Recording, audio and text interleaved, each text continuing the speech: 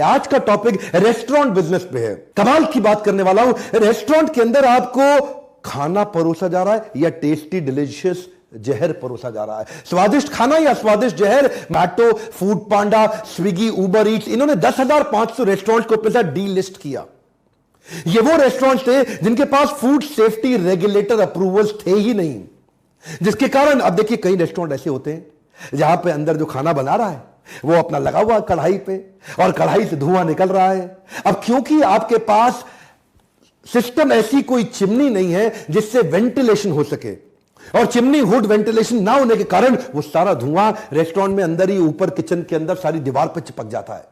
वो धुआं जाके वो कालक हो जाती है, वो सड़ने लग जाता है और उस सड़न में जाके कीड़े पैदा होने लगते हैं और वहां कई कीड़े मकोड़े कॉकरोच होते हैं। और जब अगली बार खाना बनाता है और उसमें धुआं निकलता है तो कीड़ा कॉकरोच वो धुएं के कारण वो छूट जाता है दीवार से, सीधा खाने में गिरता है। कई बार नहीं दिखाई पड़ता क्योंकि उसका ध्यान इधर उधर है और आपने तो खाना खा लिया।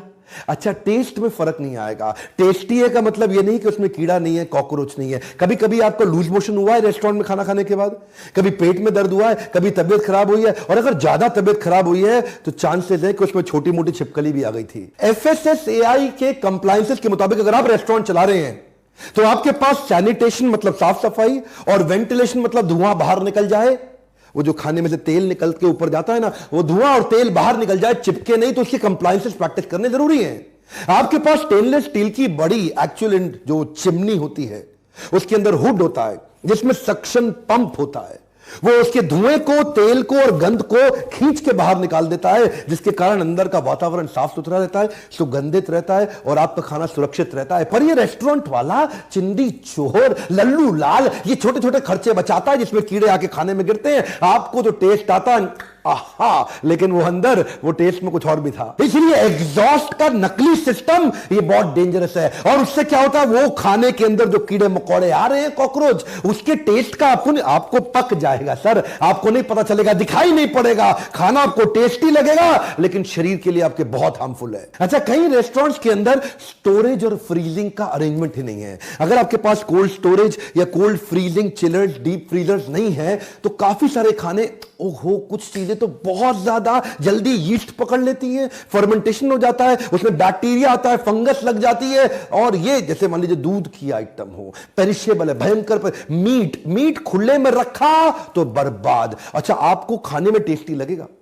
आपको थोड़ी पता चलेगा। सड़े हुए टमाटरों की चटनी बना के खिला देते हैं, क्यों? उनके पास फ्रीजर नहीं है। और जो चीज सड़ रही है, जो चीज गंदी है, उसको जरूर फटाफट निकाल के आपको दे दे। क्योंकि एक्चुअली क्या है ना, मसाले और तेल का इतना तेज महक होती है, इतनी तेज गंध होती है कि उसके टेस्ट के चक्कर में सड़े हुए खाने का पता नहीं चलता और बाद में आपका पेट बताता है आपको। ये दूध, मीट, चटनी, जूस ज्यादा देर तक हवा में एक्सपोज होने के कारण इसमें micro organism, bacteria, yeast, mould अपने आप पैदा हो जाएगा। उसके कलर और फ्लेवर में फर्क आ जाएगा। ब्लास्ट चिलर, डीप फ्रीजर ना होने के कारण आप, लेकिन मसाले चटनी के चक्कर में आपको टेस्ट में पता नहीं चलता। अच्छा, ये मशीनें बहुत महंगी नहीं है, ये 65-70 हजार से मशीनें चालू हो जाती हैं। 1 लाख में तो अच्छे अच्छे फ्रीजर आने शुरू हो जाते हैं। मून स्टार कंपनी, ये जो हमारे अग्रवाल जी की है, ये यही तो सारी मशीन्स बेचते हैं। लेकिन हमने क्या ऑब्जर्व किया, लल्लू लाल रेस्टोरेंट वाले को कोई मतलब नहीं कि आपको क्या मिल रहा है, उसको आपकी वो तो बस चटकारे वाला खाना दे दे,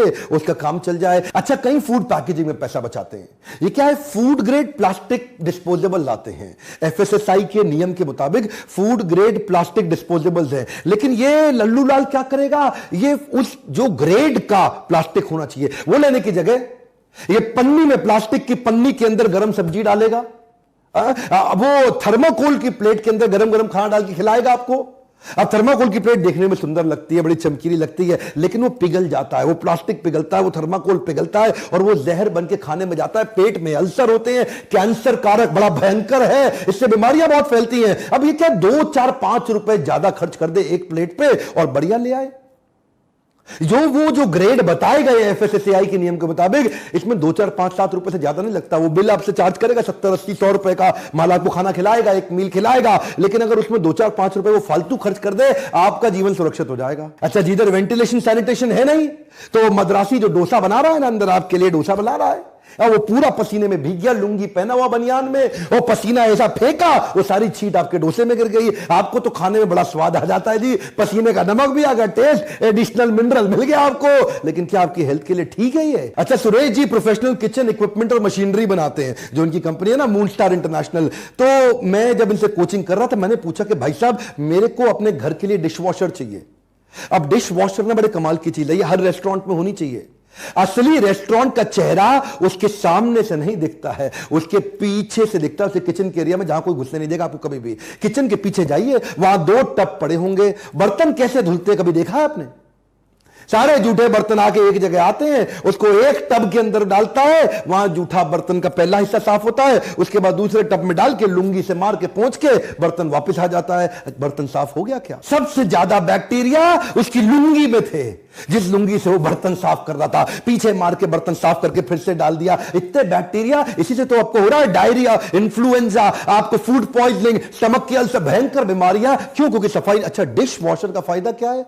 आपके 2 लड़के बर्तन साफ कर रहे हैं, आप 12-12 हजार रुपए महीना दे रहे हैं उनको, 24 हजार रुपया, 4 महीने में डिश वॉशर का पैसा वापस।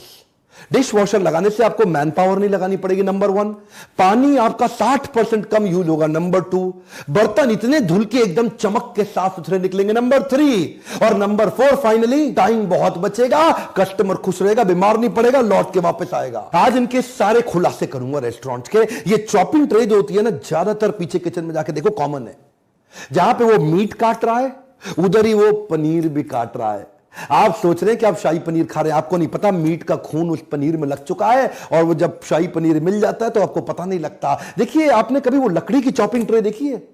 वो लकड़ी की चॉपिंग ट्रे, उसमें कट पड़े होते हैं, वो कट पड़े हैं, यानी कि वो पतला पतला पतला पतला कट जो पड़ गए हैं, उसमें लकड़ी का रेशा गया कहां?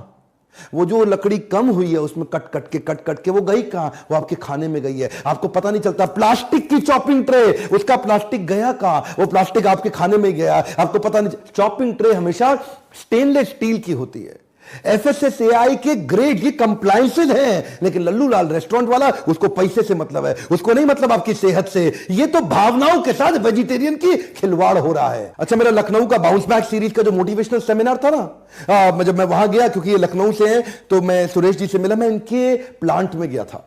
वहां 2 नीडिंग मशीन मैंने देखी। 2 नीडिंग मशीन मतलब आटा गूंदने की मशीन जो होती हैं, ये तो 15,000 रुपए से चालू हो जाती है। रेस्टोरेंट के लोग 2 नीडिंग मशीन तक नहीं खरीदते। वो क्यों नहीं कर? आपने कनॉट प्लेस का वो वीडियो पीछे वायरल हुआ था, हो सकता है आपने देखा हो, जिसमें एक आदमी पैर से आटा गूंदते हुए दिखाई दे रहा था आपको। ये पैरों से आटा गूंदना ये सबसे आसान है, इसीलिए सबसे ज्यादा विवादित है। हाथ से आटा कौन गूंदेगा भाई साहब? कितनी देर तक हाथ से गूंदने में लगा रहेगा? किसी पे इतनी ताकत नहीं है। पैरों से गूंदना आसान है, बस चलते रहो और बस पैर से अपने आराम से मसल मसल के आटा गूंद के रेडी। वैसे ये पांव के गूंदे हुए आटे में स्वाद तो बहुत आता है ना। ये स्वाद बाद में आपके मक्खन लगा के लच्छा पराठा और बटर नान में आपकी प्लेट में आता है। आपको पता लगा कभी?